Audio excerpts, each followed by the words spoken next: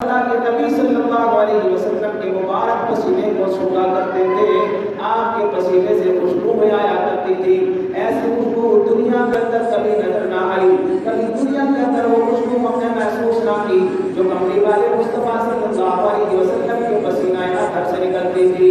اللہ اکبر اللہ، ساری دنیا کی چاہت ہے، جماعت صحابہ کی چاہت ہے کہ ہم صحابہ کرام نبی دو جہاں صلی اللہ علیہ وسلم کے پسینے کو سو گئے، وہاں کملی والے مصطفیٰ آپ نے جو عظمت اپنے نوازوں کو عطا فرمائی اور یہ عظمت حقیقت میں اللہ نے عطا فرمائی ہے۔ آپ دو جہاں صلی اللہ علیہ وسلم اپنے دونوں نوازوں کو قریب کر کے سوکھا کرتے تھے اور صحابہ سے فرمایا کرتے تھے، اے میرے صحابہ، یہ دونوں میرے جو نوازے ہیں یہ جنت کی دھول ہے اور ان کے پسینوں میں سے مجھے جنت کی خوشبوئیں آیا کرتی ہے۔ کملی والا مصطفیٰ آمنہ بلال صلی اللہ علیہ وسلم یہ بات ارشاد فرمائے کہ مجھے ان کے پسینے سے جنت کی خوشبوئیں آتی ہے۔ کیا مقام ہوگا ان لاڈوں کا، کیسا اللہ کے نبی صلی اللہ علیہ وسلم نے ان کے ساتھ پیار فرمایا۔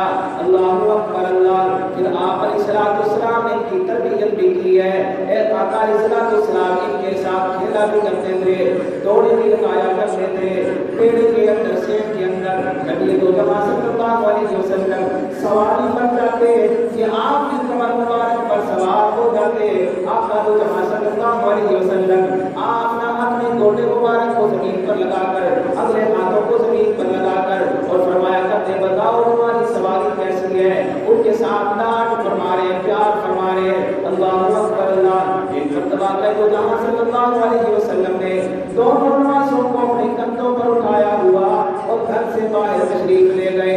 ایک شخص نے دیکھا اور کہنے لگا، واہ واہ کیا سواری ہے، یعنی حضور علیہ السلام کی طرف اشارہ کر کے کہنے لگا، واہ واہ کیا سواری ہے۔ اللہ اکبر۔ نبی دو جہاں صلی اللہ علیہ وسلم نے فرمایا، تم صرف سواری کو دیکھتے ہو، سوار بھی تو دیکھو نا کتنے عظیم